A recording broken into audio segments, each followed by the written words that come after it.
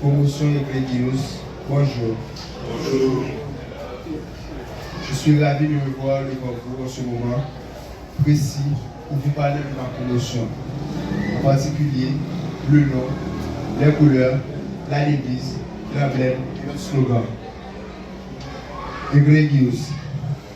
Ce terme d'origine latine évoque une qualité exceptionnelle, une distinction remarquable, voire une excellence hors de commun. Il est utilisé pour décrire des actions, des individus ou des réalisations qui se distinguent de manière positive et qui suscitent l'admiration. Après l'échec de la promotion précédente, on se sent remarqué par le staff de l'école, que ce soit la direction, que ce soit les professeurs, pour reprendre la hauteur, pour reprendre et même augmenter le niveau que nous avons eu à l'égard d'autrui.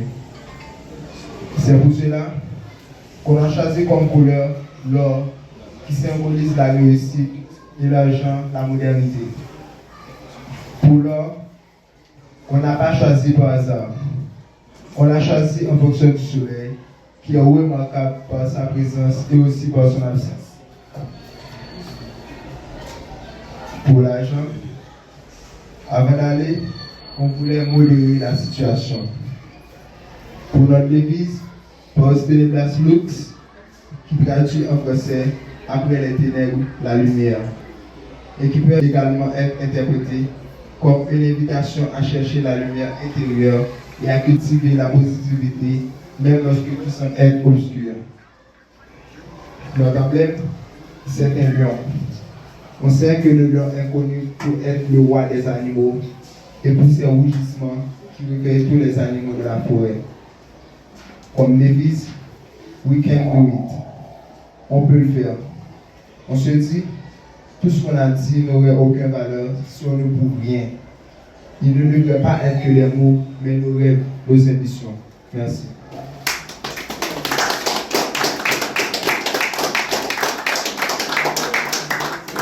Applaudissements encore une fois.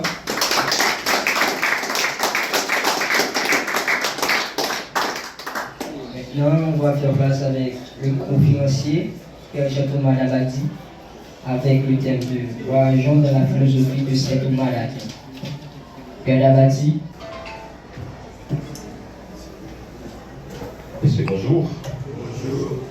Alors, je suis très content d'être avec vous ce matin, par comme professeur en salle de classe, avec des élèves de philo. Alors, je crois que c'est à l'occasion de la Saint-Thomas, mais ce n'est pas encore arrivé, que vous êtes là ce matin. Alors, je suis très content d'être avec vous pour ce moment. Nous allons poser un peu, pas longtemps, parce qu'on n'a pas beaucoup de temps, mais nous allons prendre un instant pour parler avec vous, poser un tout petit peu. Hein? Donc, voilà. Alors, le président, c'est parce que le président du comité, mais Tigou m'avait demandé de parler avec vous, de voir avec vous certains aspects, surtout en ce qui concerne le leadership. Donc, voilà. Mais, vous savez une chose, avant de parler de leadership, puisque c'est la fête de Saint Thomas d'Aquin, nous ne pouvons pas ne pas au moins toucher un tout petit peu Saint Thomas. C'est très important de savoir ça. Saint Thomas, qui est-il, qui est Saint Thomas d'Aquin, etc. Donc c'est très important de savoir qui est Saint Thomas. Donc voilà. Donc pour cela, je vais voir avec vous certains aspects en ce qui concerne Saint Thomas d'Aquin. Ensuite, nous allons regarder certaines choses, et surtout en ce qui concerne le leadership. Donc, nous avons combien de temps j'ai pour cette conférence? 20 minutes? Une heure. Bon, voilà. Alors, permettez-moi de dire un petit mot rapidement sur Saint Thomas, parce que il faut quand même que je dise un petit mot sur Saint Thomas avant de rentrer dans le sujet leadership. Alors, pourquoi on fait Saint Thomas? Et à quoi ça sert? Bon, on est en philo, bien sûr. Bon, on appelle escatologie, mais c'est philo. On est en philo, les gens parlent toujours de Saint Thomas d'Aquin. et les étudiants en philosophie, qu'ils soient à l'université, au collège ou dans les centres de formation. Chaque étudiant vient en fait Saint Thomas d'Aquin. Et ça a du sens pour nous aussi de se souvenir de cette grande figure de l'Église et de la pensée et scolastique, si vous voulez. Alors vous connaissez bien Saint Thomas d'Aquin, bon, c'est un homme, tout le monde connaît, pas en tout cas, tout le monde le connaît très bien, c'est un scolastique, il est né au XIIIe siècle, c'est-à-dire la première moitié du XIIIe siècle, mais il n'a pas une date exacte, parce qu'on parle de 1225, on parle de 1226, mais il n'a pas une date exacte. Donc, il est né dans un endroit en Italie qui s'appelle Ocaseca. Ocaseca, c'est près d'Aquilo, mais on appelle, pourquoi on dit Thomas d'Aquin, c'est parce qu'il est né à Aquilo, en Italie. Donc, il est sicilien. Sicile, il est né à Sicile. Donc, vous savez, il est né à Sicile. Donc, mais c'est là aussi qu'il est décédé le 7 mars 1274 à l'abbaye du Mont-Cassin. Donc, l'abbaye existe encore. Pardon, pas Mont-Cassin, c'est Fussanova. Ça existe encore. Mont-Cassin, il a été là, mais il est mort à Fussanova. Pourquoi on dit l'abbaye? Parce que Saint Thomas d'Aquin, il fait un moine dominicain, il était moine de Saint-Dominique. Donc voilà, puisque c'est moine de Saint-Dominique, donc on les appelle les dominicains. Ce n'est pas dominicain dominicain, mais c'est dominicain de l'ordre de Saint-Dominique, les moines. Donc, et Saint Thomas d'Aquin, c'est un Italien de l'ordre des dominicains, des dominicains. Donc, c'est un homme qui a été célèbre pour ses écrits. Donc, pour ses écrits, que ce soit la philosophie, que ce soit la théologie, mais on les voit beaucoup plus comme, les philosophes le voient comme un grand philosophe. Mais les théologiens le voient aussi comme un grand théologien et les spirituels le voient aussi comme un grand spirituel. C'est ça l'affaire. Qu'ils soient spirituels, un théologien ou un philosophe, on les voit pareil. Mais par contre, il est considéré comme l'un des principaux, des maîtres les plus importants, je dirais, et de la philosophie, si vous voulez, de la philosophie scolastique. Aujourd'hui, on va parler davantage de la philosophie.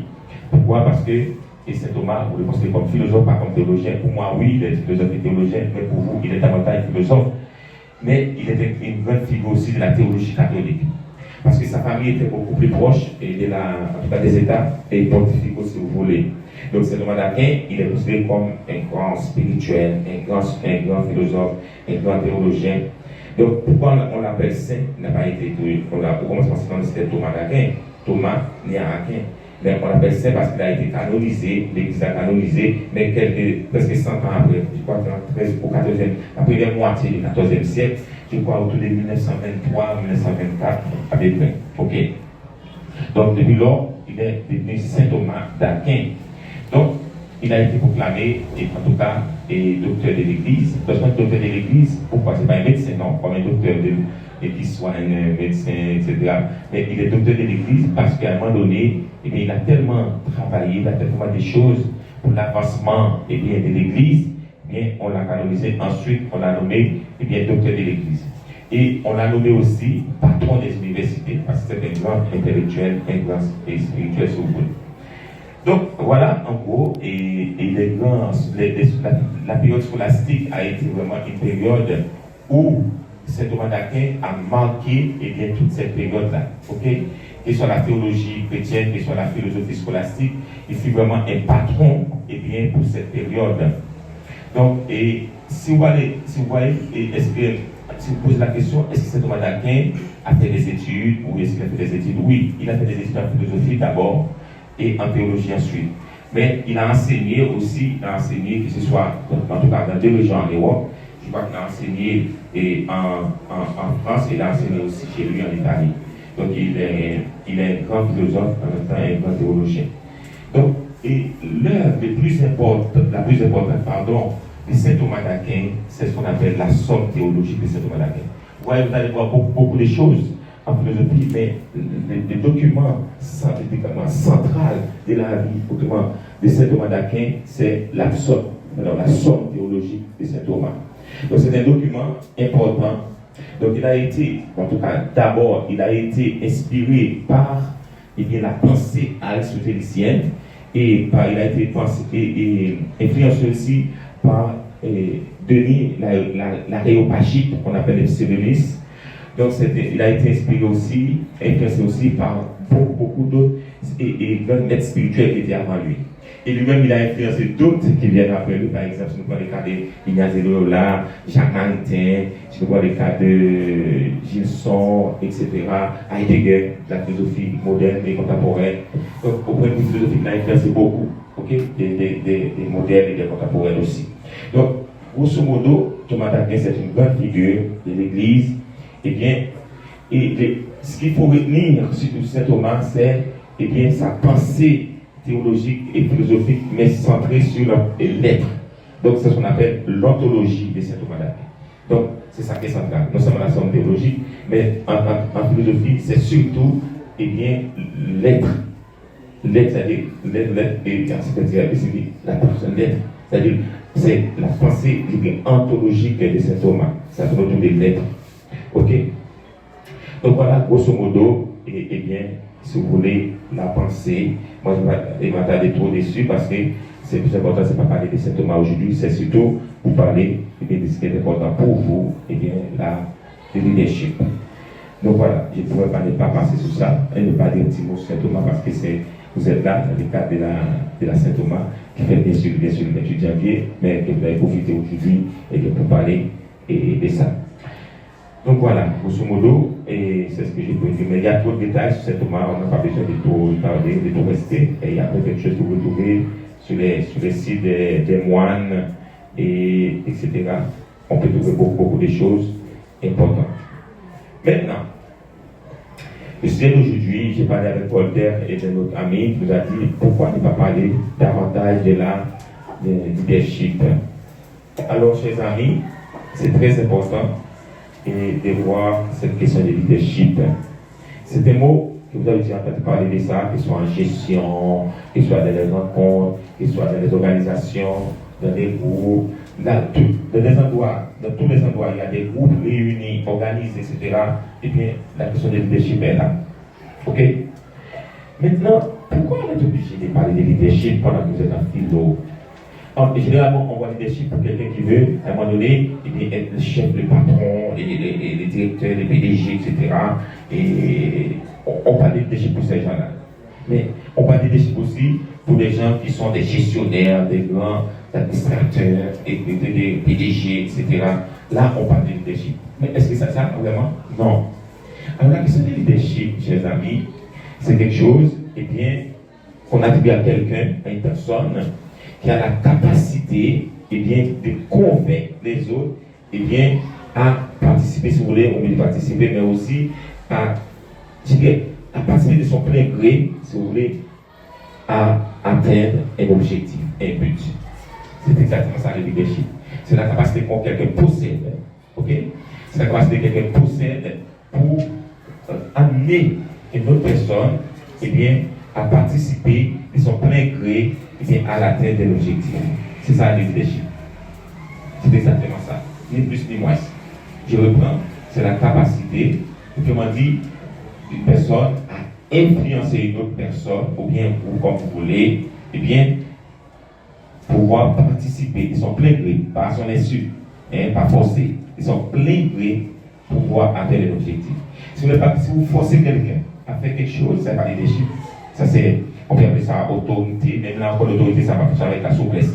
On peut appeler ça la dictature, etc. Mais leadership, il faut que ce soit quelque chose qui s'appelle, en tout cas, de plein gré, pas de forcer. Donc si c'est un leader, c'est quelqu'un qui ne parle pas, qui ne dit absolument pas grand-chose, et tout le monde est dessus.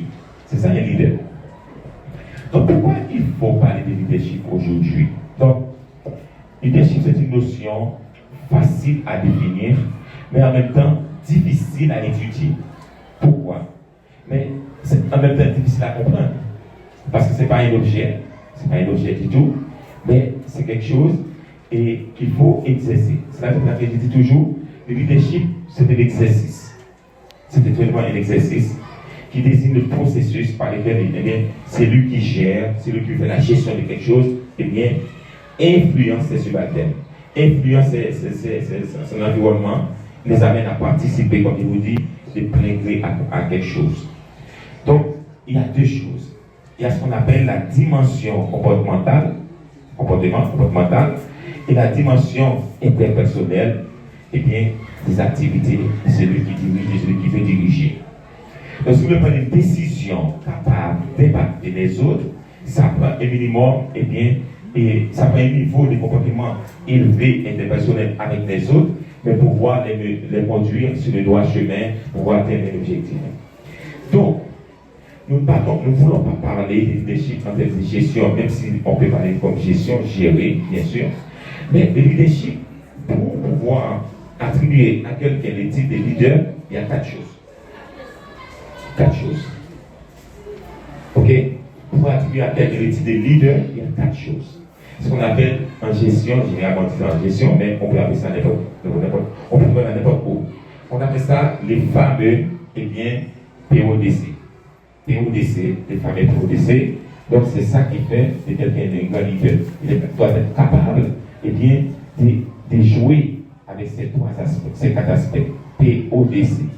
Alors le fameux PODC, c'est quoi? C'est la capacité pour quelqu'un de planifier, de bien planifier, de bien organiser, de bien diriger, de bien contrôler. Et c'est ce qu'on appelle les fameux PODC. PODC. Donc un leader qui n'est pas capable de bien planifier, de bien organiser, de diriger, alors vous allez me dire, bon, diriger quoi? Ça prend certaines choses pour avoir le contrôle de quelque chose.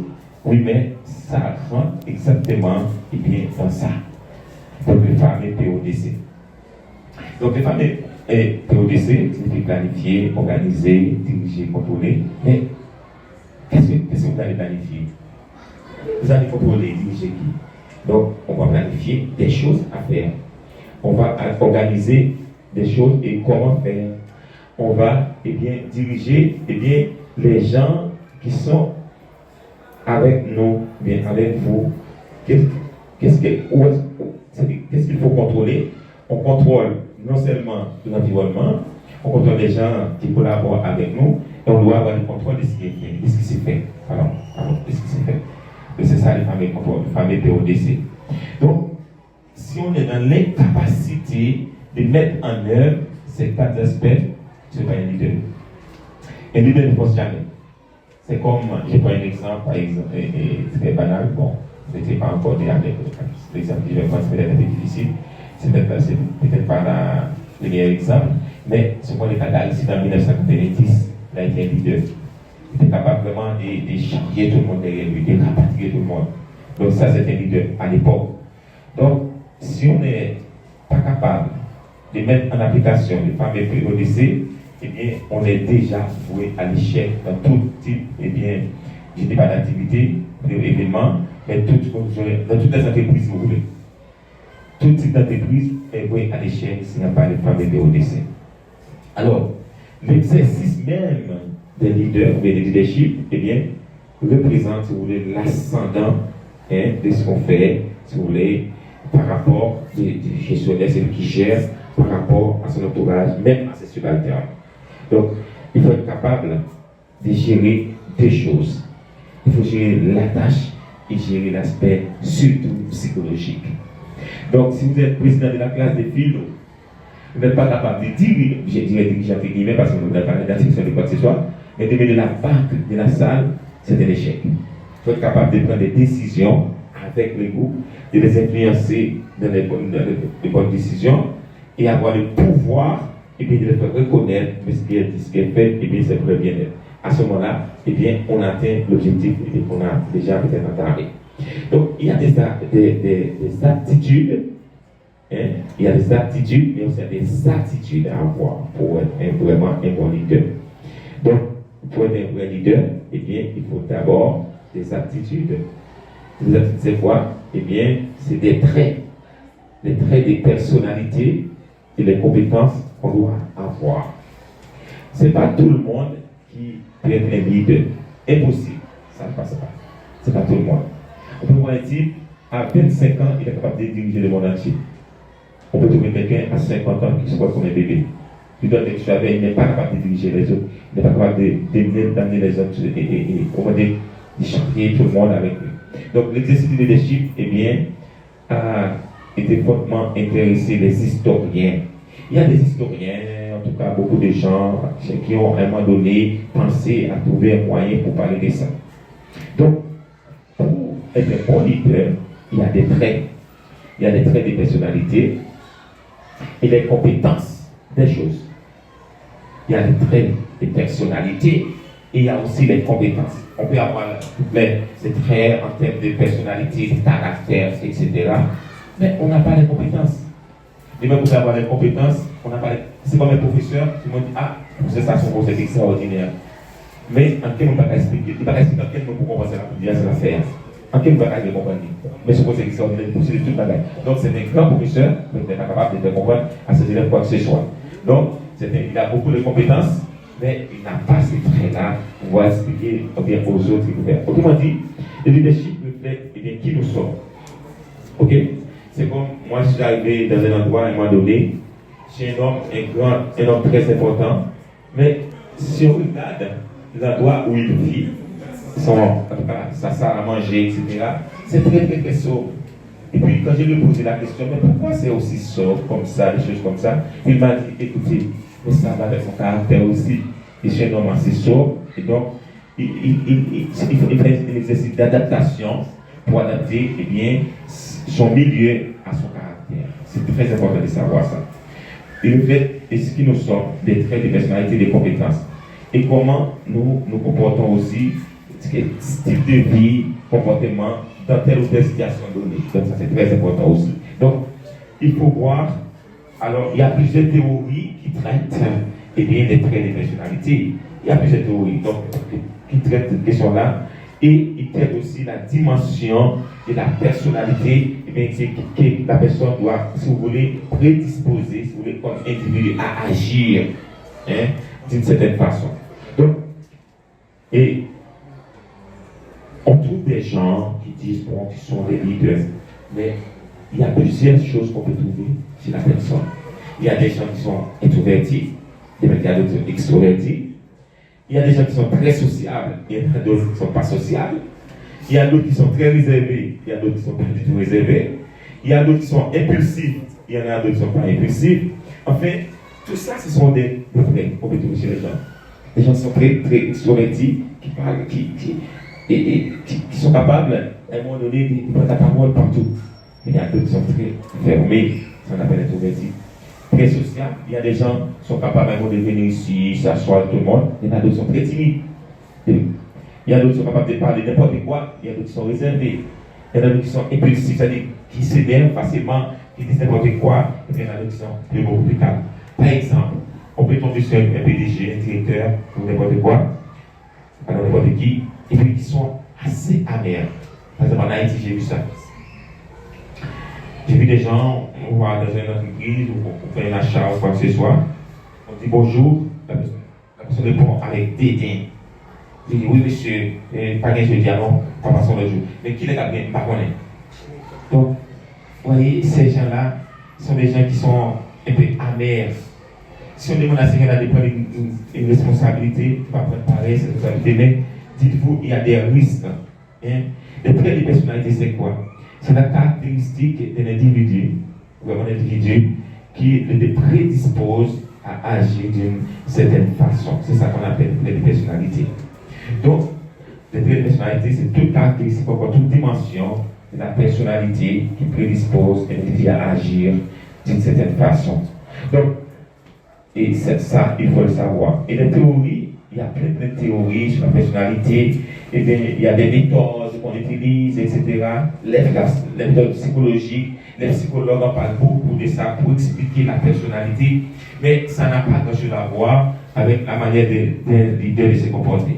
Donc, les psychologues, bien sûr, je connais un psychologue, un grand psychologue, par exemple, Raymond Cattell, qui proposait de décrire les traits de personnalité sur la forme, d'un ensemble de caractéristiques, si vous voulez, diamétralement opposées. Par exemple, c'est des gens qui ont un caractère, et à un moment donné, dans un autre moment, dans un autre caractère. Donc, c'est comme plusieurs choses qui sont entremêlées. Mais dans tout cela, il faut voir ce qu'on appelle l'opposition entre l'honnêteté et malhonnêteté. Donc, c'est très important. Ça, c'est surtout dans les comportements émotionnels. Ok? C'est dans les comportements émotionnels. eh bien, il y a certaines fois un manque de maturité, si vous voulez. Il y a des comportements qui sont des comportements réfléchis, il y a des comportements qui sont des comportements irréfléchis. Donc, c'est comme sociabilité ou timidité. C'est comme on est à plomb et, autrement dit, et à plomb ou réserve. C'est un compétition aussi. Donc, il y a la rationalité, il y a aussi l'impulsivité, et il y a de l'ordre, il y a des désordres. Donc, ce sont tous des traits de personnalité, des caractères, etc. Eh bien, on peut retrouver dans cet aspect-là. Donc, les psychologues en parlent beaucoup de ça, et on est conscient, eh bien, que c'est réel. Donc, et il y a beaucoup, on trouve beaucoup de gens qui disent sont des leaders, un leadership assez poussé.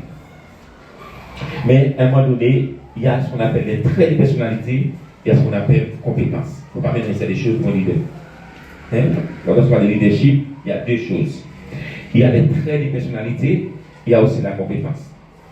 Vous avez qui paraît là, qui a dirigé ici, mon cher, en termes de compétences, c'est pratiquement zéro. Mais en termes de caractère et de personnalité, c'est 100%. Tout le monde les respecte pareil. Donc c'est un nombre de grandes personnalités, des grands caractères. Mon cher, quand il parle, il parle. Quand il dit des choses, il les dit. Mais il ne peut pas avoir la compétence.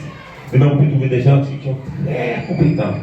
Mais en termes de personnalité, eh bien, c'est zéro. Un exemple. On peut trouver un homme assez souple, mais comme compétence, il est assez intelligent. On peut tomber sur quelqu'un qui est sensible à son environnement social, si vous voulez, qui est capable, mais il doit avoir la compétence pour être capable de réfléchir. Ok? Donc, ce sont des traits de personnalité. Par exemple, opérative, catégorique, très catégorique, quelqu'un qui est décidé, pour des gens qui est fiable. Il y a des gens qui sont très fiables, très constants. Ça, c'est des caractères. Ce sont, pardon, oui, des traits de personnalité. Mais, comme compétence, on peut avoir tout ça, mais on n'est pas apte à communiquer. On n'a pas cette compétence-là. Bon, ça, il faut le savoir. Mais il faut la compétence, même sur le plan professionnel. Il y a des gens qui n'ont pas cette compétence. Par exemple, savoir organiser, c'est une compétence. Oui, c'est une compétence, savoir organiser.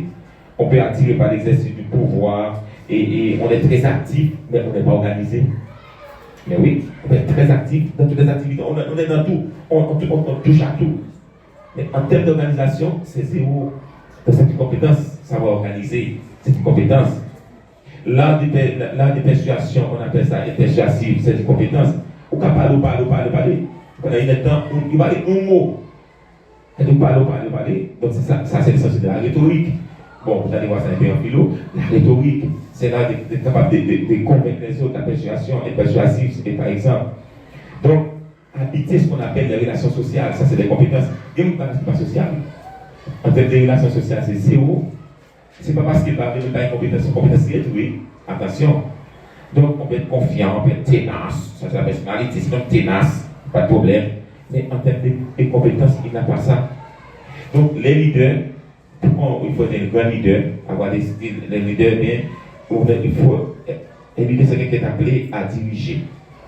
C'est quelqu'un qui veut maintenant diriger. Les leaders veulent diriger.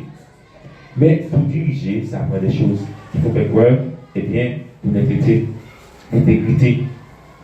Il faut avoir une sorte de confiance en soi, mais confiance aussi dans les autres que vous dirigez. C'est très important. Il faut posséder des bonnes aptitudes, pas attitudes, non.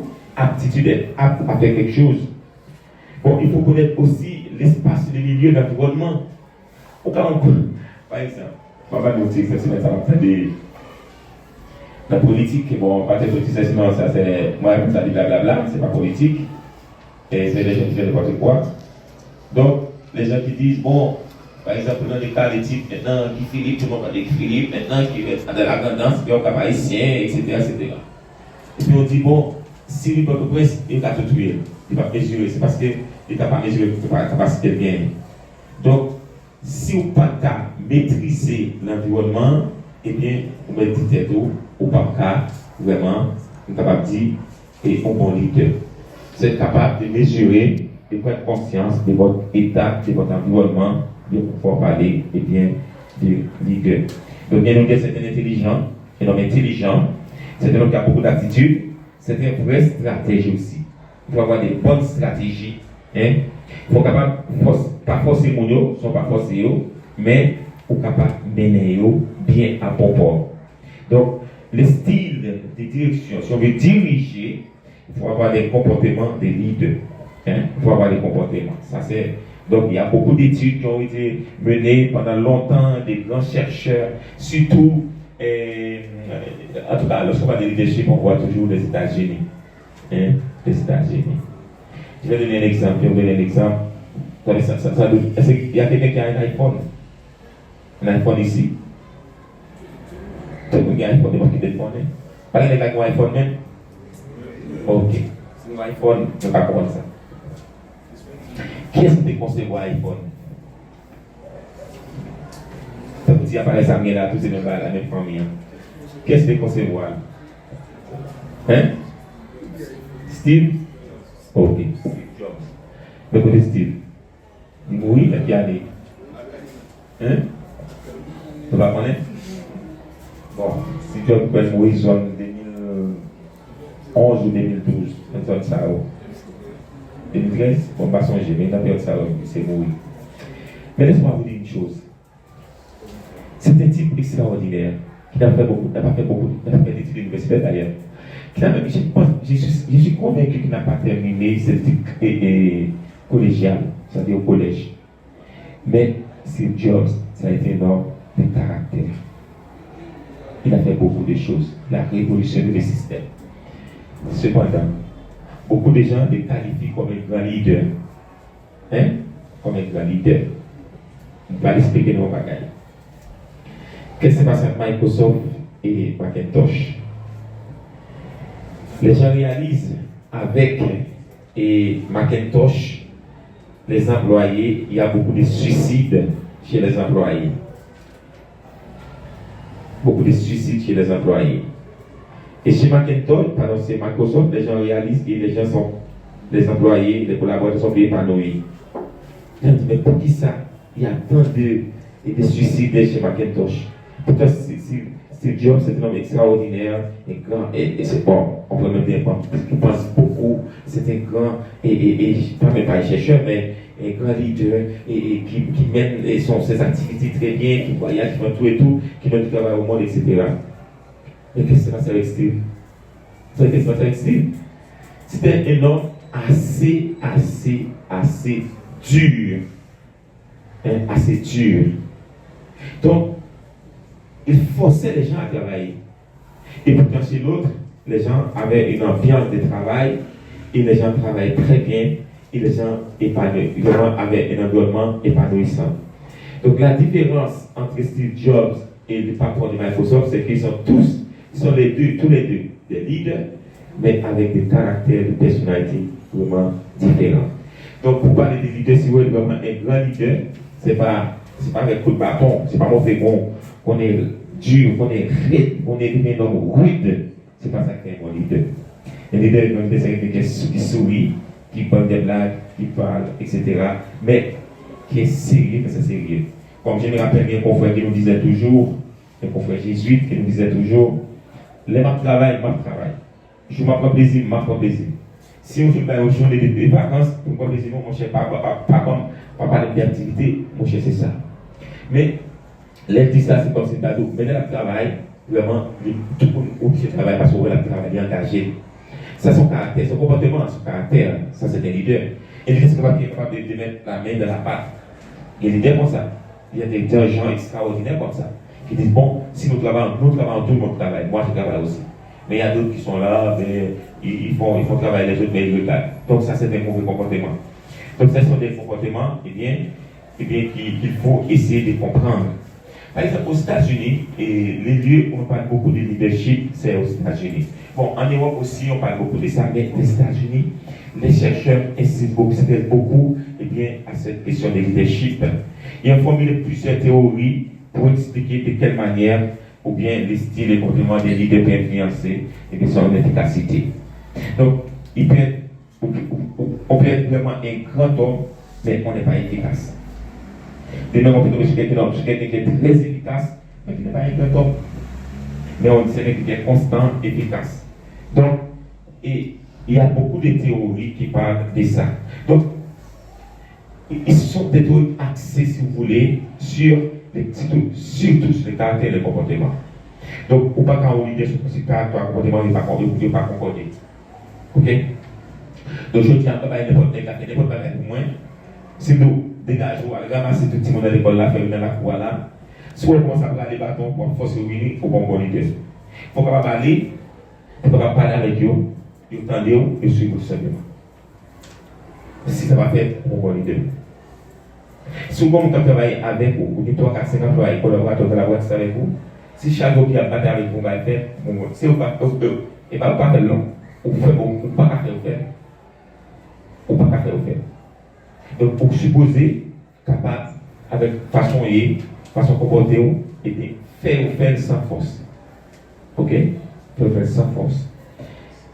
Et je me rappelle, j'ai eu une émission, ici en Haïti, un ancien directeur de la police qui a parlé, qui a dit tout ça que vous avez fait, directeur de la police, je vais faire avec intervention. Il dit pas de faire avec intervention, direct, frontale, de faire avec dialogue. Donc, si vous voulez parler de leadership, il y a un type qui montre un grand leader qui est capable de dialoguer, qui est capable d'avoir un discours facile, qui a un style participatif, mais pas un style autocratique. Est-ce que vous comprenez bien, messieurs? Un style participatif, mais non pas un style autocratique. Lorsqu'on a un style autocratique, eh bien, il essaie de résoudre, eh bien, je dirais, il doit prendre une décision. Le leader autocratique, qu'est-ce qu'il fait? Il essaie de résoudre les problèmes et prendre lui-même la décision. Mais il se compte seulement sur l'information dont il dispose sur le moment, à l'instant même. Donc, c'est comme il dit, bon, il dit, Intel, c'est un méchant, forme détruire, forme éliminer méchant ça. Sans chercher à connaître, à savoir qui il est réellement. On appelle ça leader autocratique. Mais le leader participatif, c'est ce qui participe eh bien, aux activités des subalternes, eh bien, qui essaie de comprendre eh bien, ce que vivent les autres et se préoccupent aussi de leur situation. Donc, ça, c'est le leader participatif. Donc, c'est très important eh bien, de rendre compte de ces deux aspects. Sinon, on risque de tout casser. Alors, songez, et des bons confrères moi, qui étaient dans l'université. Le monsieur, son élève dans le doctorat, c'est un révolutionnaire. Gros révolutionnaire. Il était même révolutionnaire, mon frère, tellement c'est des côtés où il a fait avec. C'est fait des doctorats, bon, il a fait ses thèses, il voulait le doyen en faculté. Pendant que ce doyen en faculté, je était au commencement pour monter à ce révolutionnaire. L'homme s'est gagné pour casser la faculté en démotion. Il casse la faculté en démotion. Donc, ça fait que c'est un gros recul pour réfléchir pour l'ouest. Et c'est comportement même, c'est à ce même casser l'université, faculté. Donc, il est obligé, eh bien, à faire un chita pour réfléchir pour l'ouest, eh bien, à ce que ça devient pas bon. Donc, il est bien formé, il a toutes les compétences, mais il n'avait pas l'attitude pour pouvoir, il n'est pas apte, eh bien, à être un bon doyen. Donc, il avait tous les styles, il avait un style pratiquement autocratique, il a tout décidé, comme couper au couteau, c'est comme, et comme un morceau de beurre qu'on coupe, c'est fini. Non. Donc, un grand leader, c'est quelqu'un qui est capable de gérer les bons et les mauvais moments, capable de maîtriser eh bien, l'environnement. Donc, il y a plusieurs styles, il y a plusieurs caractères, il y a plusieurs figures. Donc, il y a des figures qui sont axées sur la responsabilité, etc., sur beaucoup d'autres choses. Mais en réalité, le leader, c'est quelqu'un qui est capable eh bien, de mener à bien l'objectif tout en essayant de donner la place eh bien, à tous ceux qui les environnent sont avec eux. Donc, c'est parce que vous êtes fatigué, si vous voulez prendre une minute, bien est-ce que je vais continuer?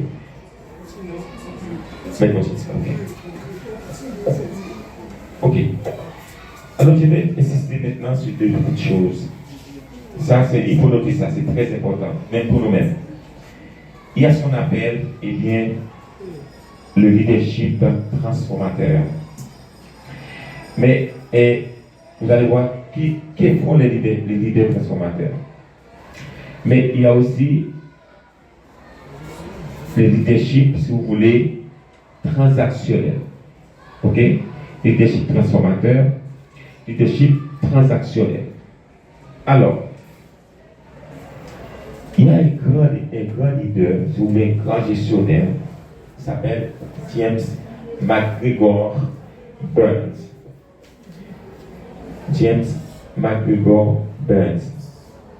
Eh bien, il y a eu des répercussions importantes sur l'évolution de la théorie du leadership. Il a dit ça.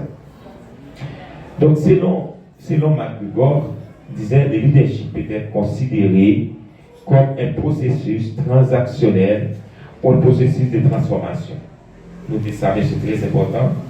Ça peut être un leadership transactionnel, ça peut être aussi un leadership transformateur. Comment?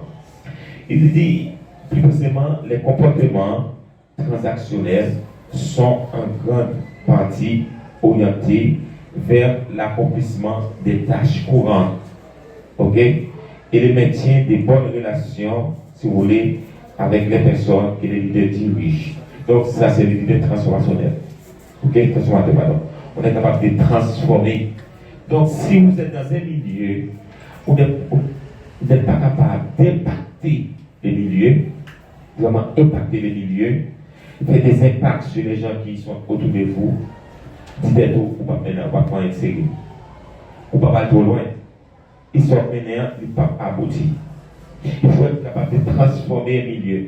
Donc si vous vivez dans un milieu, vous n'êtes pas capable de transformer les milieux, maintenant, on ne va pas transformer, eh bien, ce qu'on va faire comme activité. Et puis, qu'est-ce qui est important à ce moment-là?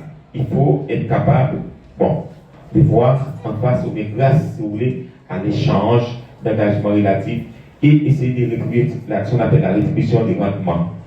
Donc, l'élément primordial, chers amis, si vous voulez, des façons de faire, et deux, je dirais, c'est que le comportement est transactionnel, qui est différent du comportement transformateur, est en réalité axé davantage bien sur l'accomplissement des tâches.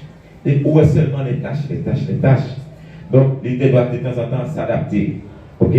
Peut-être dans certaines mesures s'adapter et à trouver son style à lui, son comportement, eh bien, doit être capable d'atteindre, eh bien, ses subordonnés. Donc, c'est ce qu'on appelle en réalité le leadership transformateur. Donc, si vous arrivez ici, par exemple, vous prenez qui sont dans l'école, qui va dire l'école Granatol, vous prenez un histoire, il y a des classes de tout fait. Vous venez dans l'école, c'est désordre, c'est classe, etc. Donc, est-ce qu'on peut parler de notre. Il peut être leader, mais dans ce désordre, il est seulement un grand désordre qui désorganise, qui essaie de tout désorganiser. Mais quelqu'un qui est capable de projeter vraiment des choses, ce type d'idée, eh bien, la communauté ou le groupe, donc on appelle ça un leader transformateur. Donc, il y a des leaders transformateurs, il y a des leaders transactionnels. Donc, j'ai défini pour vous les leaders transformateurs.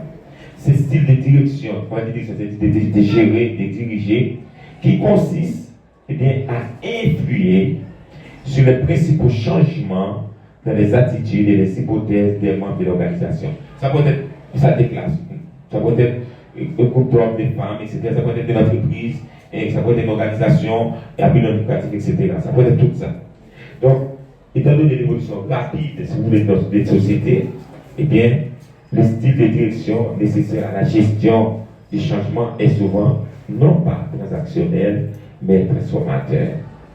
Donc, on ne peut pas être leader transactionnel. Pourquoi? Parce que le leader transformateur lui-même désigne des styles de direction et qu'il considère très bien pouvoir influer, si vous voulez, les principaux changements dans les attitudes et vraiment dans les hypothèses des membres, des sœurs, de celles qui l'entourent et collaborent avec lui. Pourquoi? Parce qu'il veut obtenir à un moment donné un engagement réel, solide à l'égard de la mission qu'il lui-même a, autrement dit, à la mission qu'il a confiée. Donc les objectifs, les stratégies, si vous voulez, de l'organisation reposent, si vous voulez, sur les épaules de celui qui est le chef, le leader, ou le patron, si vous voulez, comme vous voulez. Donc si je vous donne une responsabilité, vous avez la responsabilité, vous êtes le chef. Hein? C'est toi qui dois mener tout cela. Donc il faut être capable de transformer les choses. Hein? C'est de concrétiser les choses. Donc le changement, la transformation, les attitudes, il faut cette reconnaissance, la nécessité de la revitalisation et la création de nouvelles visions de l'avenir, si vous voulez, et sur, en quelque sorte, essayer de faire en sorte que les changements soient réels. Voilà. C'est ça les leadership transformateurs. Donc, que font les leaders transformateurs? Les transformateurs assurent plusieurs responsabilités. Donc, il y a un monde où on est capable de dire ce n'est pas des responsabilités. Ce n'est pas parce qu'il est responsable. Donc, il y a des gens qui comptent un peu excessif, oui. Il va excessif, pas responsable. Il va responsable, il va faire bien excès. Donc, on est comme ça.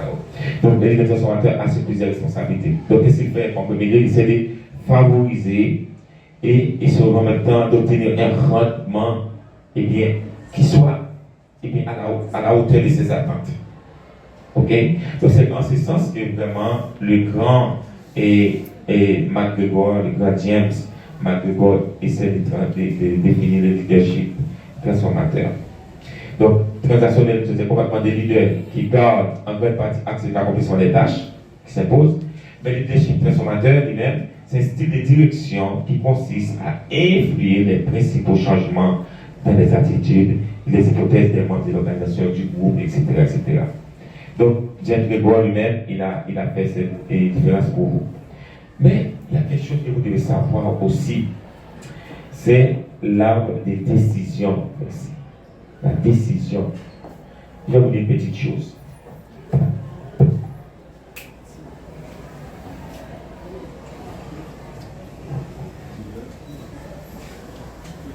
Merci. Donc, et pour le leadership, il y a quelque chose, c'est des schémas. Bon, préparation de quoi ces schémas-là, on appelle ça l'arbre de décision. L'arbre de décision.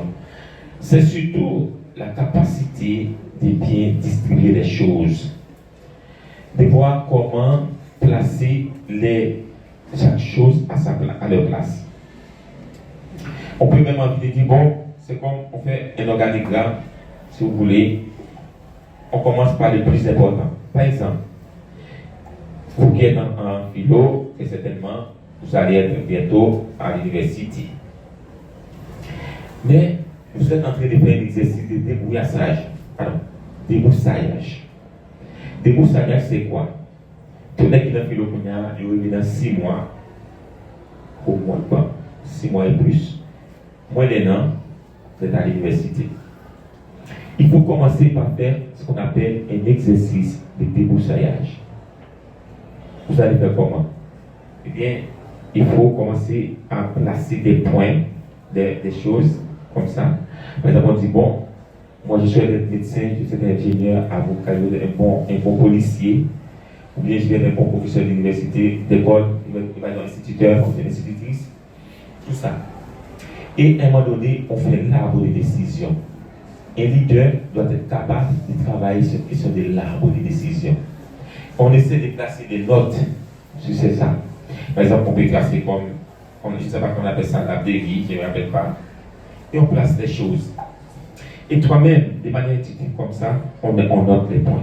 On dit par exemple A, B, C, D, E, F, G, et on place des notes. Ça, c'est un modèle qu'on appelle le modèle Fromm-Yetton. Donc, c'est cet homme-là qui, à un moment donné, pensait pour les leaders d'avoir cet arbre de décision.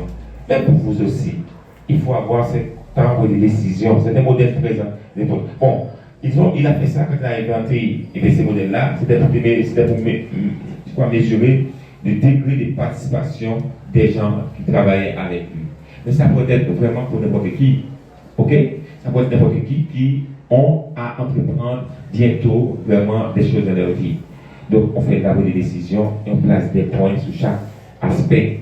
Par exemple, si on veut, c'est pas un bon matin. Nous ne parlons pas de bon matin, monsieur, pour nous dire, ah, mon chef fait philo, passé, dans philo, on va composer dans la médecine, on va composer dans l'agronomie, on va composer dans la science, on va composer dans la CPPA, on va composer dans l'école normale.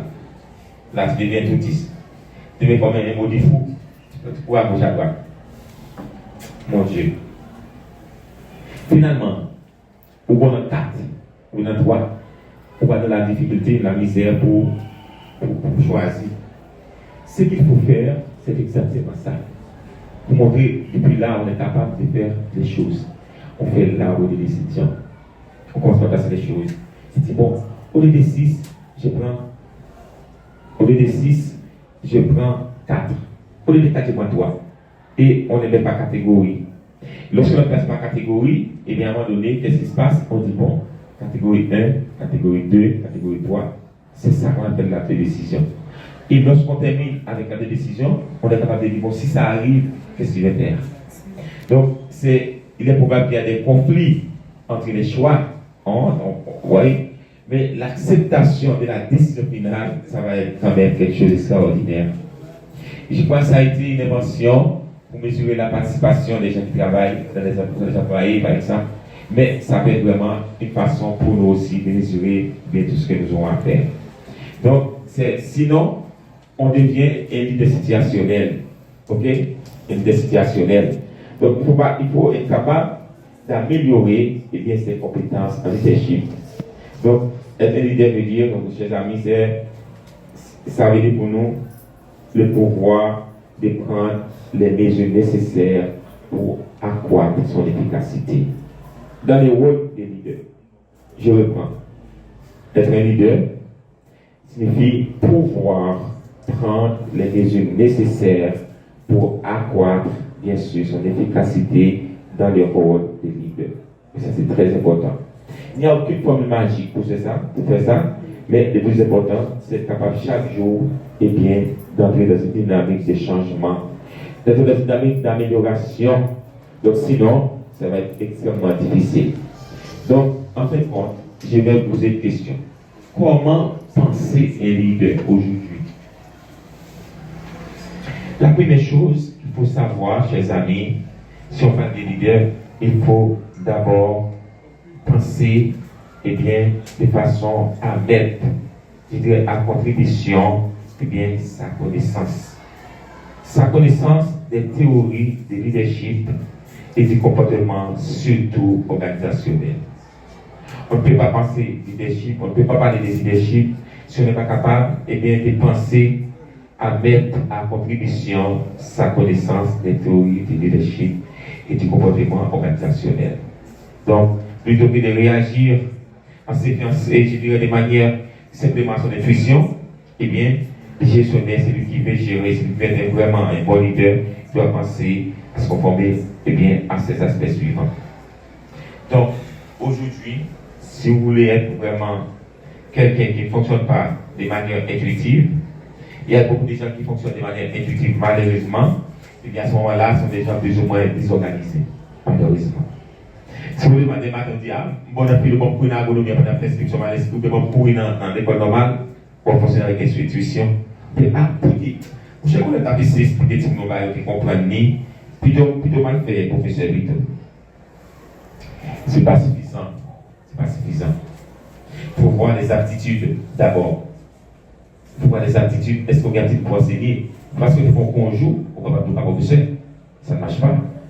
C'est pas parce qu'on joue tes soins, ou tes deux mondes qui sont tombés, ou tes élèves, ou tes conseillers, ou dire, bon, je suis peut-être un bon administrateur, tu vas conseiller, tu vas aider les mondes. Non, ça ne marche pas comme ça. Il faut vraiment penser en leader. Et il y a 3 maximes, si vous voulez. On peut appeler ça des maximes. Je crois que vous connaissez très bien ces mots en littérature. En philosophie, mais c'est en littérature, maximes. Alors, les maximes sont des assertions, si vous voulez, ou bien des points de vue, je vous appelle ça comme ça, des données, etc. Alors, je vais vous donner 3 maximes. Premièrement, pour pouvoir penser en leader, il faut appliquer le modèle en 3 étapes. Premièrement, j'ai dit pour vous, si vous voulez, le leader détermine ce qui se passe. C'est la première chose. Il détermine ce qui se passe. Il essaie d'expliquer en mettant en contribution toutes les notions et théories, si vous voulez, pouvoir influer les autres. C'est la première chose. Deuxième chose, il de se rappeler que la connaissance du comportement dans toute organisation en matière de leadership ne se limite pas seulement à la matière contenue dans le présent de ce que nous venons de dire. Ok? Mais surtout, doit avoir le pouvoir d'appliquer, si vous voulez, des connaissances susceptibles d'aider la communauté. Donc ça, c'est très important à savoir. Et troisième point, il faut se rappeler qu'il faut vraiment planifier, organiser et contrôler. Planifier, organiser et contrôler. Donc dans la pratique, réellement, il faut que tous ceux qui sont autour de nous doivent être, à un moment donné, se sentir à l'aise et bien pour dire, bon, nous suivons et bien cette personne. Nous voulons vraiment qu'il nous dirige, qu'il nous mène. C'est ça, un vrai leader. C'est ça. Si nous sommes ne pas sentir dans nous-mêmes, on va mener ou on va pas mener à quel côté.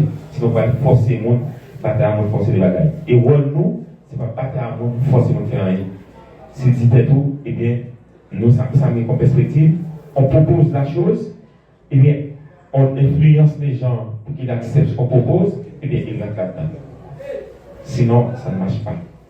Même avec une entreprise ou bien, si une entreprise ou bien, tant que l'école c'est un éducateur, pas si nous on prend quatre la vie, mais l'éducateur vini, non.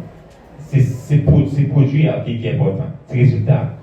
Vous voyez 19 points, l'examen baccalauréat, 19 degrés qui a gelé, et dans la journée, je réussi, bon, je vais 100%. Donc c'est le résultat final là. Donc, est-ce que vous bien aller dans la rue, faire propagande? Non.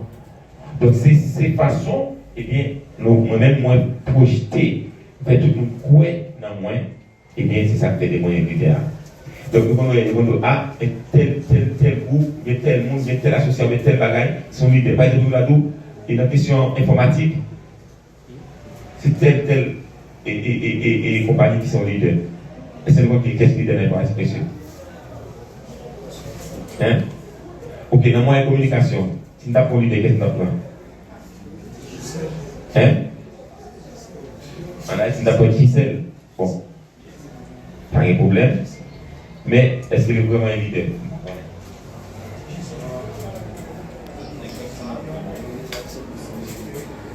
Bon. Alors, je vais définir pour vous quelques petits points, enfin, pour pouvoir améliorer notre jugement. Alors, posséder les traits personnels du leader, c'est pas gagner au potentiel de départ. C'est impossible. Au capable jamais, pour commencer au capable jamais, gagner au potentiel de départ. Mais l'aptitude surtout, j'ai bien dit, l'aptitude de caractère. Bon, pendant que j'ai dit l'aptitude, permettez-moi de vous expliquer une petite chose. Ça, c'est moi qui ai fait, et ça te concerne directement, c'est moi qui ai fait pour expliquer nos vies. Nous sommes les fait entrer en Haïti, Haïti plutôt vidéo, les rentrés en Haïti en 2006, vous devez à la division de l'école primaire. Ok? Vous devez à la division de l'école primaire par votre façon, on a mettre, et là, vous devez à la division de l'école primaire. Et puis, vous savez, avec moi, je suis très jeune, je ne suis pas plus jeune que vous, parce que vous savez, longtemps, je suis plus jeune, parce que c'est en 2006. Mais moi, je suis de l'école là. Mais, je n'ai pas de complexité. Pardon, pas de complexe. Pas de complexe pour moi. Rien de complexe. Non. Parce que je connais, je peux faire couteau, je peux collaborer avec nous, je peux organiser les bagages. Pas de complexe du tout. Même dès que vous avez fait, c'est très bon. Et je suis tout souriant avec eux. Même des étudiants, l'école, nous ne parlons là ni pour moi, ni petit comme moi chaque mois. Nous venons là pour aider les gens pour assurer des meilleurs. Ça te dit tout. Premier réunion avec ça te dit. Nous ne venons là pour moi, c'est qu'on n'a pas bien payé. Si nous n'avons pas petit comme nous, on a petit comme nous. Mais nous venons là pour assurer demain les gens. Ça fait que nous sommes obligés de mettre nous-mêmes dans cette affaire. Pas pour moi. Qui est là, qui n'est pas là, qui est là, nous ne pouvons pas nous dire, nous ne pas nous dire là. Nous ne pouvons pas besoin de nous. Mais nous avons le résultat final. Et ça, c'est important pour moi. Donc, dans le cas ça, si nous avons dit nous, je ne vais pas me rendre compte. Même si nous avons quitté l'école là, un an après, nous avons dit tout pour sortir peur. Très jeune, nous avons peur. Ah, et nous avons peur de Thomas.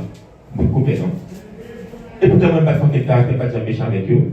Mais ce n'est pas son possibilité avec eux. Pourtant, c'est une homme d'organiser plus d'activités avec eux. On a mené la bâtie, mené au corrier, on a arrivé avec eux, tout ça avec eux. Mais c'était ta tête de gain. De tout dire, travail. Je vous dis le diable, on dit, je ne vais pas avec moi. Je ne vais pas avec travail. Parce que tout le monde, je suis dans l'école là, on va travailler ensemble. Donc, il était toujours, mon cas, il était toujours pensé méchant, il était dur, pour ne pas dire oui, c'est pas de même sourire avec eux. Mais ça va permettre de rendre compte qu'il n'est pas produit vraiment. C'est ça, l'on négocie sa responsabilité, même dans l'école là, l'on négocie sa responsabilité pour faire là, tout nous-mêmes. À toute crise, et ça vient là pour faire. Mais ça arrive tout, pour faire tout le monde rendre compte, et bien qu'il est important de présenter sourire. Pardon. Qui ça peut faire un jour? C'est un jour pareil, et puis il y a un professeur qui est enceinte. Mais il y a quelqu'un sur presque le 9e mois, mais quelqu'un qui est pour lui accoucher. Mais étant donné que tu dis, moi-même, je ne peux pas dans l'école à Dédio, les gens disent pas dans le monde, c'est l'école à l'important, on a fait le travail. Donc, même si il est enceinte, il va accoucher, parce qu'il a fait effort pour venir. Et puis, quand on parle dans l'école là, comme ça, et puis, même toi, taquiner le gros ventre.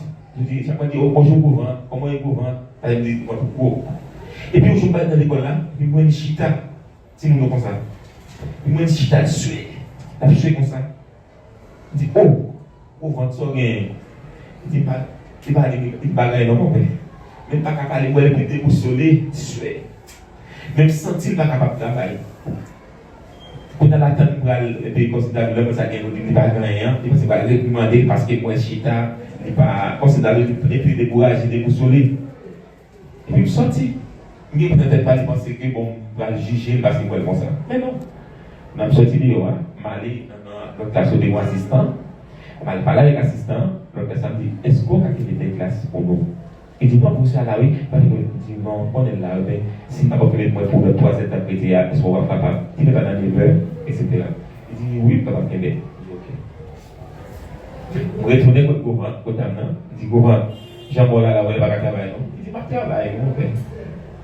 Il dit, bon, Jean-Paul là, même pour lui, parce que c'est pression à faire sur lui pour me forcer le travail. Il dit, ah bon, on ne va pas travailler, Jean-Paul là, il était aussi pas capable. Il dit, bon, on ça capable. Il dit, c'est pas que sont capable. Mais ça, on sent que on fait, et faire avec nous-mêmes, sentir ou le courage pour faire.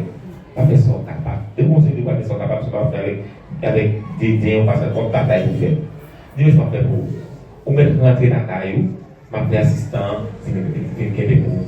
Il dit, on ne peut pas faire, il dit, on n'est pas capable. On peut t'amener. Et puis, bon, il ramasse ça, il va aller, là, les assistants rentrer, c'est quelqu'un qui va faire mais pas gentiment, mais c'est dans la bouche d'un professeur m'a connaît, eh bien, l'aide de l'aléa, la petite professeur, c'est plus gros bien de faire pour lui. C'est bataille de la bataille pour t'arrêter. Ok? Mais l'aide de l'aléa, c'est qu'on n'est pas contre qui ça me défait pour lui. Mais de faire l'aléa avec humblement, tout simplement faire l'aléa. Mais, je peux dire, tout ça, pour un exemple très simple, quand ça me bat dans la tête, simple, un exemple comme ça. Même dire ça. Je vais te dire dans l'école là, et moi je ne connais pas dire, moi je ne connais pas dire oui. Mais en même temps, pendant notre tête, je connais dire, mais il y a des actes pour poser qui font ou soigner. Ou quand vous parlez là, vous faites silence. Ou quand vous parlez, vous faites son truc ou il fait. Donc même quand vous faites tous les caractères, pour être solidaire avec eux, vous devez toujours faire. Mais maintenant, il faut comprendre souffrance qu'on a tout. C'est ça qu'on veut éviter. On est capable de mesurer ça va bien, on est capable de contrôler ça va mal. Et on est capable de passer de ça.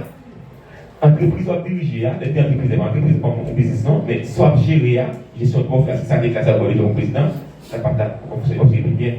Et cette monnaie, si vous dites que vous faites 3 parties mondiaux, vous êtes arrivé, vous pouvez faire comme ça.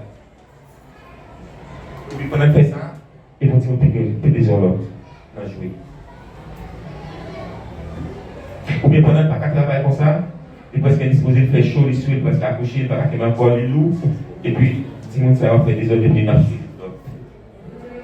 On a dit, bon, et on crée des bons, on a peut-être une conférence à caser tout comme ça. Pour ça, va là, il ne va jamais rendre compte si pour ça, à quel livre ça. Mais par le fait qu'il fait l'aller, eh bien, il prend la responsabilité de femme. Donc, mettons, qui est capable de désirer fruit, qui n'est pas endormi, qui est solide, qui est capable de rester avec ça. C'est ça, on dit bien. Le bon fond gestion, bagaille, parfois qu'on ferme, parfois qu'on a une souplesse là-dedans. Et pour finir, pour me dire non, bagaille, il faut toujours améliorer les jugements. Donc, et parce qu'il est arrivé, s'il est arrivé seulement, parce qu'il est là, il ne faut pas faire si monsieur, il va aller comme ça. Hein? Donc, il faut toujours améliorer les jugements. Donc, et développer les aptitudes. Alors, je vais vous dire quelques petits points en finissant, en terminant. Développer les aptitudes pour être un bon leader, mais aussi avoir des bonnes attitudes. Il faut jeter les bases de ce qu'on a fait comme pouvoir spirituel quand on a l'autorité. Il faut aider, surtout aider les subordonnés, aider les ceux qui sont autour de nous, à partager la vision de la chose pour assurer l'avenir et le futur. Il faut toujours adapter ton style et ton comportement à la situation. C'est ça le plus important. Adapter, vous êtes là, monsieur, adapter le style et le comportement à la situation. Enfin, utiliser toutes les compétences possibles pour mener à point la mission. Alors, un grand leader, c'est quelqu'un qui est capable, au moins en bout de ligne, de bien structurer, si vous voulez, la tâche de manière appropriée. Ni plus, ni moins. Si on n'est pas capable de faire ça, dites-vous, on est peut-être transactionnel, mais pas un leader transformateur. Et votre mission comme jeune aujourd'hui, c'est être capable de dire que nous voulons être des leaders, mais transformateurs, mais pas transactionnels. Voilà. Donc je vous encourage à travailler vos caractères, attitudes, comportements, etc. pour être vraiment des hommes de demain, des leaders de demain. Et ça commence ici et maintenant, là où nous sommes. Voilà.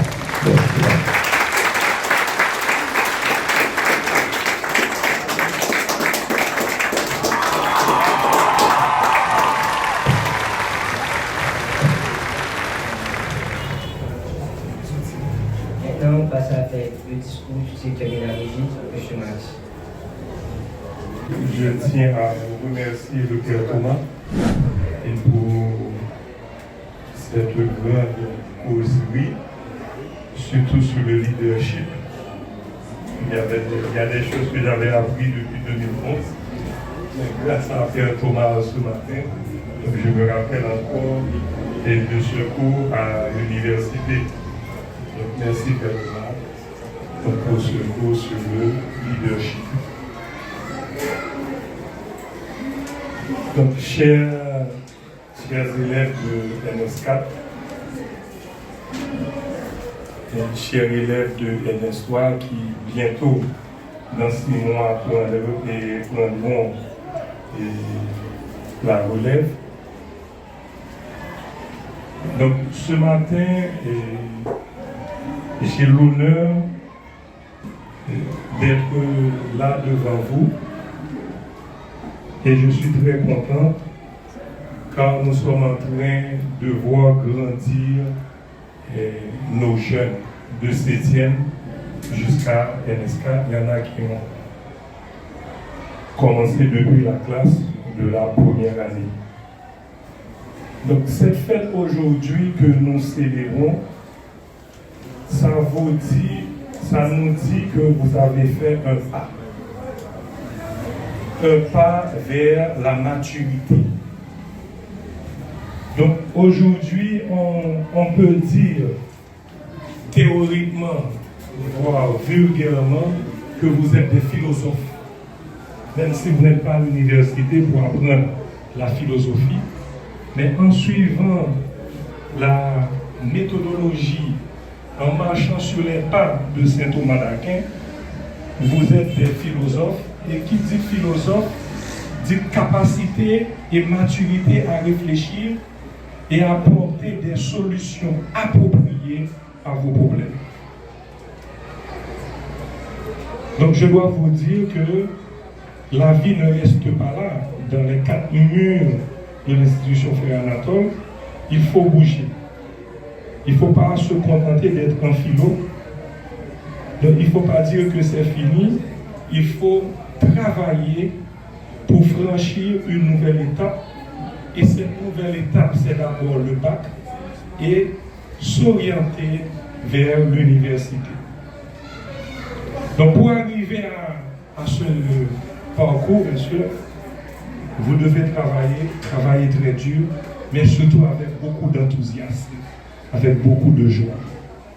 Donc je suis fier, monsieur, fier de vous aujourd'hui. Fier parce que je sais qu'à partir d'aujourd'hui, je n'aurai plus à courir derrière vous car vous êtes des leaders. Donc c'est à vous de vous influencer les uns les autres.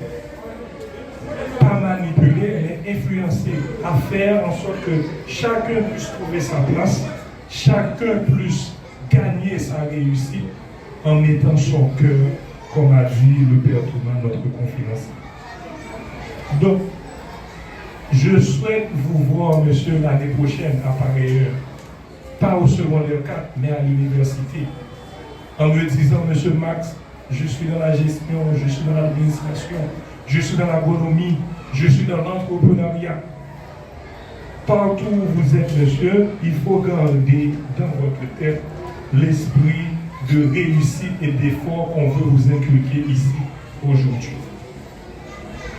Donc, je vous remercie d'avoir fait ce parcours avec moi. Donc, de 7e jusqu'à NS4, nous avons tissé des liens forts et je crois fermement que ces liens ne resteront pas au niveau académique, mais nous allons grandir et vivre la vie ensemble.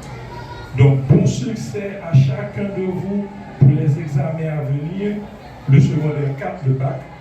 Bon succès pour l'examen du mois de janvier. Bon succès pour les autres examens. Je vous remercie.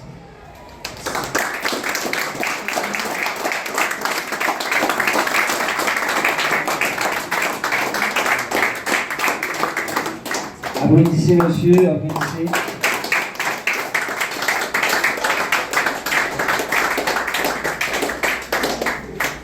Maintenant, on passe au discours du président de la promotion, le mannequin, l'Espagne Zachary. Applaudissez, applaudissez.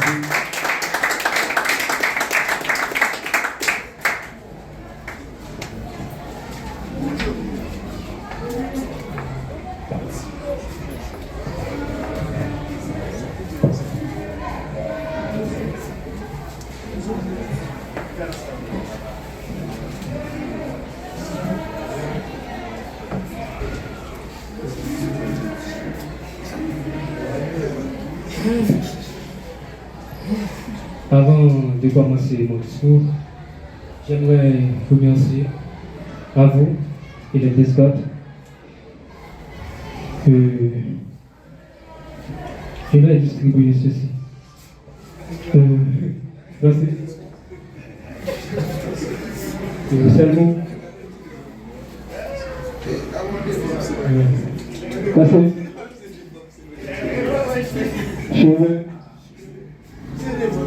Super.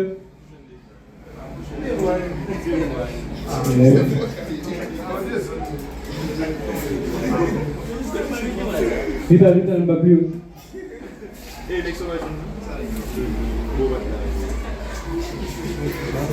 Ok.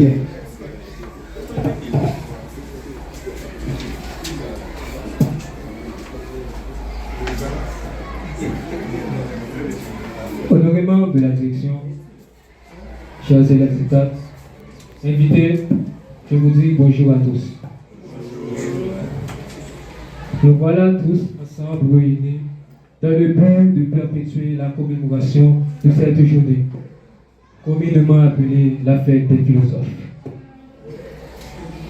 Cette journée est très importante pour nous, élèves d'ESCAD, car elle représente le temps d'exposer à tous, d'exposer à la vue du monde tout ce que nous avons appris durant ces 15 longues dernières années.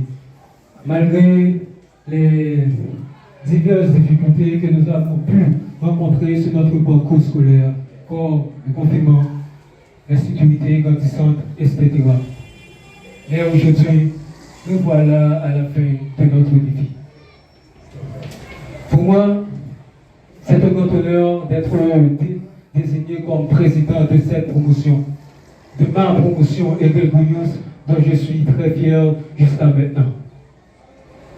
C'est une occasion unique qui m'inspire à embrasser la quête de l'amour, de la sagesse et de la connaissance. Alors, chers camarades d'escadre, aujourd'hui, nous sommes appelés à cultiver notre pensée, à élargir nos horizons, à dépasser nos limites. Donc, ensemble, honorons cet héritage philosophique. Ensemble, cultivons un esprit d'épanouissement. Ensemble, célébrons cette journée mémorable. Ensemble, disons Grégorius! Merci à tous.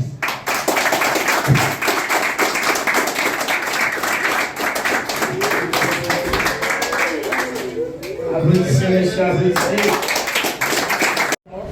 Mais surtout pour rendre hommage à ceux qui ont contribué à surmonter les nombreux obstacles sur notre chemin. En premier lieu, je voudrais exprimer nos sincères remerciements à la direction qui a été une source de soutien indéfectible tout au long de notre parcours. Sans leur confiance, leur encouragement et leur appui, cette fête ne serait qu'un rêve lointain. Merci de croire en notre capacité à réaliser quelque chose d'exceptionnel. Merci. Ensuite, les remerciements vont au staff professoral, c'est-à-dire l'ensemble des professeurs qui ont tout et chacun contribué à travers leurs conseils. Ils ont mis à notre disposition leurs expériences afin de nous permettre de mieux réaliser ce moment inoubliable. Applaudissez les jeunes hommes.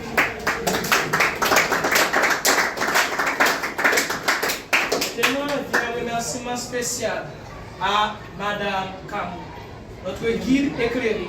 Nous devons une dette de reconnaissance immense. Votre sagesse, Madame Camou, sa sagesse, ses conseils et son inspiration ont été des phares qui ont éclairé notre chemin. Elle a été bien plus qu'une enseignante. Elle a été une source inestimable de guidance intellectuelle et émotionnelle. Applaudissements. Le prochain remerciement, il va tout droit à Monsieur Moreau.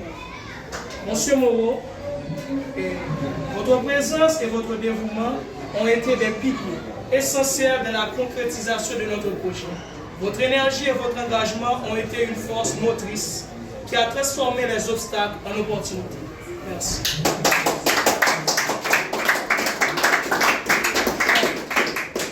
Prochain remerciement, notre directeur ici présent, M. Max. Vous avez toujours été présent pour cette promotion. À travers chaque situation, chaque problème, nous avons pu remarquer que nous avions toujours pu nous retourner vers vous pour vous demander conseil. Et pour ceci, monsieur, je vous demande un grand honneur d'applaudissements.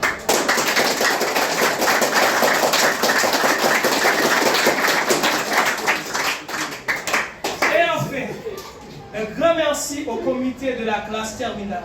Vous avez été les architectes de cette fête, jonglant avec les détails et résolvant les imprévus et insufflant une énergie inépuisable de chaque préparation. Votre détermination et votre esprit collaboratif ont été exemplaires. Applaudissez-vous. Maintenant, ensemble, nous avons relevé les défis, surmonté des obstacles et aujourd'hui, nous célébrons non seulement une fête, mais aussi une victoire collective. À chacun d'entre vous qui a apporté sa contribution, aux élèves de l'espoir, de près ou de loin, je vous adresse mes plus sincères remerciements. Cette réussite est la vôtre, autant qu'elle est la nôtre. Merci pour cette aventure inoubliable, pour votre confiance, pour votre indéfectible soutien. Cheers à notre succès partagé et à de nombreuses célébrations à venir. Merci à tous.